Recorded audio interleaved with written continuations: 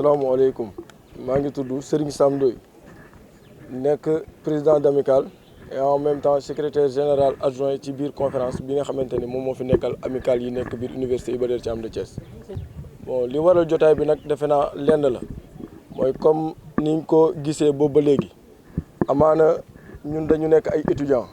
nekk lu nga xamante ni dañu jàpp ni ñun ñoo yore dañoo bokk si ñu yor avenir u ëllëg si réew mi. tey nag ñu nekkoon ci benn démarche bu ñu doon dox toujours mooy daan jot suñu ay bourse mu nekkoon lu nga xamante ni daf ñu daan jëriñ lool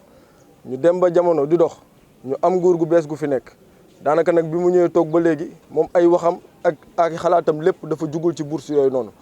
amaana sax moo taxit ñun bu ñu toogee départ mu amoon yéene ni dañoo war a waxtaanaat ci lu jëm ci bourse yi ñun ñu rafetlu woon ko ne ko loolu kat comme mu ngi koy xalaat ñun aussi ñu ngi koy rafetlu te di xaar jotaay boobu lay am tey nag bi ñuy dem ci loolu ñu jiital benn affaire mooy que ni ñun balaa ñuy dem te boobu ñu ngi ko doon waaj ñu ne boobu bu ñu cay dem dinañ ci jéem a yóbbaale ay xalaatu yi nga xamante ne moom mooy jëmale ak yelleefu étudiant bi pour mu gën a jëm kanam loolu nag ñu koy xaar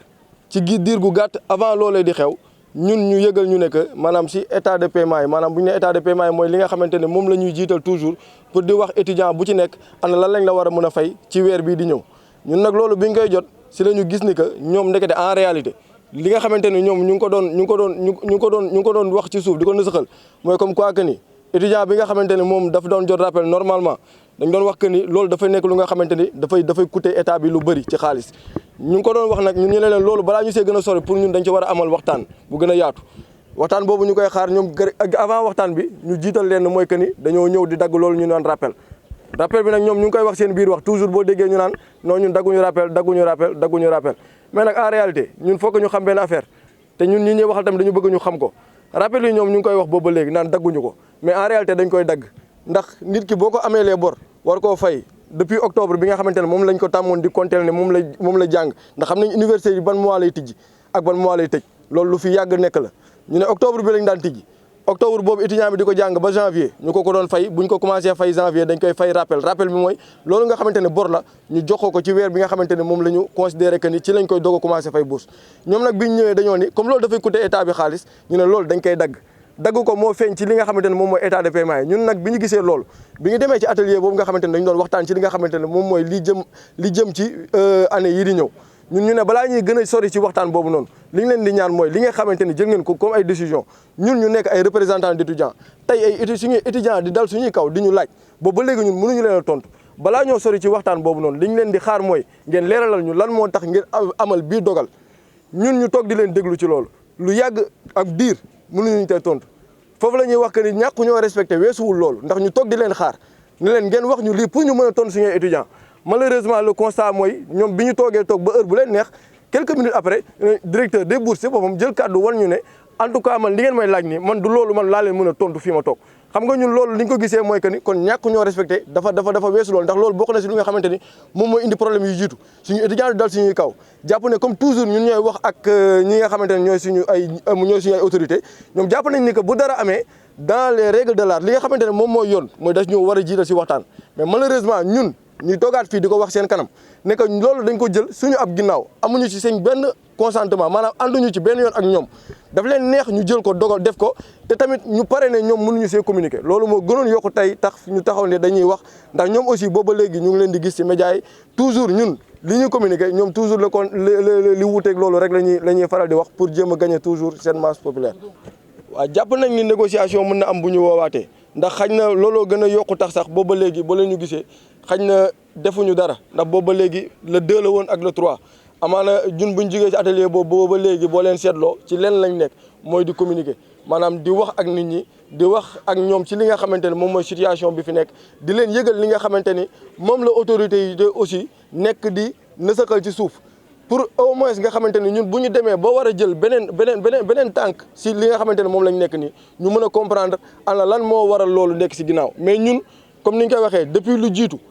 waxtaan boobu noonu ñun bu ñoo bokkoon si ñu ko doon sàkku ndax comme li ñuy wax xañ na am na lu ñu doon doxee nekkoon na lu nga xamante ne ñun jàpp nañ que ni loolu nekkuloon lu ñu encadré ñun bi ñuy woo ci waxtaan dañoo ne woon loolu dañ ciy ànd toujours ndax dañ ko war a encadré pour que au moins bu nekk lu nga xamante ne dina tegu ci ay base yu légal et que en réalité ñu gis si ñun maanaam plus d' avancement comme ndax comme li ñuy wax jamono dafay dox te xañ na li nga xamante ni nit ki mu ngi ko doon yor ay at ci ginnaaw léegi ñu toll si jamono ji nga xam ne lépp a cher lépp a yokk ñun dañuy doon xaar à ce que ñu woo ñu si waxtaan pour jéem a jëmale loolu kanam maanaam étudiant bi ci niveau bi mu nekkoon niveau A mu dem niveau B ci maanaam ci yokkute bi nga xamante ni dina ko mën a dimbali ba nga xamante ni difficulté yu bëri yi nga xam ne mu ngi koy am ci biir campus bi daanaka dootu ko yëg mais pas ñu koy gën di wàññi bu ñu toogee diir di gisuñu dara li nga xamante ne moom moo ci mën a am li ci topp comme mooy ñun dañoo regroupé wu tey ji booloo ci ñun étudiants yëpp ñu tuddee li nga ñu am benn mouvement daal di koy tuddee defe naa ni fédération nationale des étudiants du Sénégal te daanaka sax xam na ñu si bëri gis nañ ko si bataaxal bi ñu njëkk a génnee ñun en tant que étudiant bu ñu gisee ni problème yooyu noonu am na ci atelier boobu ñu jugee woon le 2 loolu mooy communiqué bi nga xamante ne moom la ñu foofu lañ njëkk a jaar pour communiquer te loolu nag dafay wéy di continuer ndax du yem ci lii ñun dañoo nekk fi mu toll nii booloo te boobu ba léegi aussi ñun ñooy ànd di waxtaan ndax boo leen seetloo lii ngeen xamante ne tey moom la ñuy def fii Thiès lu jiitu démb amoon na UCAD te noonu lay continuer tamit si yeneen université yi université bu ci nekk dina jël jour wala mu jël heure ci moment yi nga xamante ne moom moo war a ñëw ak li des ci semaine bi ñun li ñu ci jàpp mooy que ni on va toujours communiquer ndax loolu mooy li nga xamante ne xaj na mënul ñàkk pour ñu jàllale information si ñoom ñu xam ne ñun fi mu toll nii li ñu bëgg mooy na lépp leer ñoom comme li ñu doon woo ñoom depuis toujours jubal jubante ak transparence ñun ci loolu lañ nekk di dox ak ñoom maanaam di wax ak nit ñi li nga xamante ne moom mooy dëgg ak li nga xamante ni moo nga xamante ni moom la ñu war a xam mais pas comme ñoom ni nga xam ne noonu lañ ko nekk di defee ndax depuis toujours ñoom ñu ngi communiquer mais booba léegi seen communication en réalité dafay waru lool ak li nga xamante ne ñun loolu la ñuy wax ak ñun ci suuf dañuy wax ak ñun léegi suuf di gën di wax leneen ñun tamit comme dañoo nekk ay mag yu nga xamante ne dañoo yilif dañoo jiital ñu nekk ñu nga xamante ne dañuy ne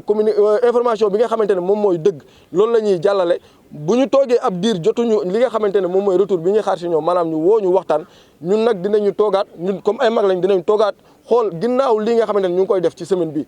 xam nañ ni fii lañ ci toll kon il va falloir que ñu passer à la vitesse supérieure bu boobaa nag loolu xañ na yeneen yi nga xamante ne war nañ ko jël comme mesure bu boobaa dinañ ci àndaat ñun ñëpp ak étudiants yi ak fédération bi incha allah. Je me présente au nom de Ben Momar Diouf, le président de la conférence des amicales d'étudiants de l'université Iba Der Thiam de Thiès. Le but de ce point de presse est d'informer l'opinion nationale et internationale de la situation actuelle que les étudiants vivent concernant les bourses. Il en va de dire que nous avions été conviés à un atelier organisé par le ministère de l'Enseignement supérieur, de la Recherche et de l'Innovation, plus particulièrement par la direction des bourses, pour statuer d'une nouvelle politique d'attribution des allocations d'études. On y est allé, on a constaté beaucoup d'incohérences par rapport à l'objectif principal de l'atelier, raison pour laquelle nous avions quitté la table et nous avions formé une fédération où nous avons écrit un communiqué fustigeant la manière dont cet atelier a été organisé. Ouais, on peut dire que le ministère nous a conviés à un atelier. Avant d'aller au niveau de cet atelier, nous avons reçu les états de paiement. Et dans ces états de paiement, nous avons remarqué qu'il y a des arriérés de mois qui n'ont pas été mis dans ces états de paiement, donc qui ne seront pas payés. Après des discussions, on n'a pas eu de réponse assez officielle de la part de l'autorité, juste des réponses officieuses. Maintenant, nous sommes partis à l'atelier avec une bonne foi. Cette bonne foi était que nous étions partis pour discuter ensemble sur la nouvelle politique, pour que au moins l'étudiant puisse avoir de meilleures conditions de vie par rapport à ces allocations d'études-là. Malheureusement, nous avons constaté qu'avant la tenue de l'atelier, certains points qui étaient censés être discutés pendant l'atelier, ils avaient commencé à l'appliquer bien avant. Donc ce que nous trouvions irresponsable de leur part et que nous voyons être un manque de respect à l'endroit des étudiants, parce qu'on ne peut pas convier des gens à un atelier de travail pour discuter sur un point bien précis. Et avant l'atelier, on voit que parmi ces points-là, certains ont été en train d'être appliqués et qu'ils se disent qu'ils ne pourront pas retourner en arrière. Pendant cet atelier-là, nous les avions posé une seule et unique question. Vous nous aviez conviés à un atelier. Avant qu'on arrive à cet atelier-là, vous avez commencé à appliquer certaines directives qui étaient censées faire partie de la conclusion de cet atelier-là. Maintenant, nous, en tant que représentants d'étudiants, nous n'allons pas accepter d'être manqués de respect de la sorte. Avant de continuer le travail, veuillez retourner aux étudiants ce qui leur revient de droit, pour qu'on puisse discuter convenablement, parce qu'on ne peut pas venir ici et qu'on voit qu'en réalité vous avez commencé à faire des choses auxquelles nous n'étions pas au courant. Et le pire dans ça, certains ont appelé à la direction des bourses et les autorités ont dit que ce sont les autres représentants d'étudiants qui ont accepté. Ce qui est totalement faux, parce que nous, en tant que représentants d'étudiants, il y a certaines choses que nous n'allons jamais accepter. Nous sommes des étudiants, nous sommes avec nos camarades, nous allons nous représenter dignement. Malheureusement, ils ont dit qu'ils ont déjà terminé leur rapport, ils ont transmis ça au ministre de l'Enseignement supérieur qui va statuer. Et nous trouvons que ce rapport-là est nul et d'une nullité absolue. Ce rapport-là, nous le trouvons caduc parce que nous n'avons pas été représentés là-bas et nous trouvons que ce qui a été pris là-bas comme décision ne nous engage pas en tant qu'étudiants. Malheureusement, il n'a pas pris en compte la demande d'étudiants parce que lorsque nous leur avons posé la question, ils sont restés 5 minutes, plus de 5 minutes même, sans réponse. Ce qui veut dire qu'ils ne pouvaient pas donner une réponse assez concrète par rapport à ça. Nous, en tant que représentants d'étudiants, on s'est dit que nous n'allons pas rester à un atelier où nous ne sommes pas respectés. Dans un atelier où des directives qui étaient censées être discutées ont commencé à être appliquées depuis longtemps. Nous sommes toujours ouverts au dialogue, nous ne sommes pas fermés au dialogue, mais on va faire un dialogue dans lequel nous sommes respectés. Si l'autorité décide de remettre ces directives-là, qui étaient censées être discutées à leur place, et remettre aux étudiants ce qui leur revient de droit, nous serons prêts à revenir sur la table, discuter avec eux pour trouver des consensus forts qui vont aller dans le sens de consolidation des acquis des étudiants et de renforcement des avantages, parce que l'étudiant ne perd pas d'acquis. Au contraire, dans une réforme, il n'a qu'une seule position à tenir, renforcer ses avantages, parce que les conditions sont difficiles à l'université. Dans notre communiqué, nous n'avons pas dit que le ministre va supprimer les bourses. Nous avons dit que le ministre a décidé de supprimer les rappels. Parce qu'il y a un contexte qui est là, c'était les arriérés des mois d'octobre, novembre et décembre qu'il a décidé de supprimer. Malheureusement, il est en train de faire une désinformation à travers les médias, comme quoi qu'il nous avait donné des propositions au niveau de l'atelier, chose qui est totalement faux. Parce que la seule proposition qu'il nous avait donnée, c'est de partir dans les groupes de travail et discuter. Nous, en tant que représentants d'étudiants, nous savons que si nous étions partis dans ces groupes de travail-là, il n'y aurait pas des choses qui étaient déjà appliquées, comme ça la suppression de ces rappels d'octobre, novembre et décembre qui étaient déjà supprimés, n'allait pas être discutée là-bas. Donc, il allait discuter des nouvelles politiques. Et nous, ce qui nous intéressait le plus, c'est de parler d'abord de ce qui a été supprimé, de l'existant d'abord, avant d'aller vers les réformes ou des nouvelles politiques. En ce moment-là, lorsque nous sommes sortis de l'atelier, nous nous sommes réunis en une fédération qui représente l'ensemble des étudiants du Sénégal, qu'on appelle la Fédération nationale des étudiants du Sénégal. Nous sommes en observation parce que nous leur avons dit que nous ne sommes pas fermés au dialogue, nous sommes en observation. Ils sont en train de faire de la désinformation, nous sommes en train de rétablir la vérité et nous sommes en train d'observer. Nous allons passer à travers les médias, nous allons rétablir la vérité et nous allons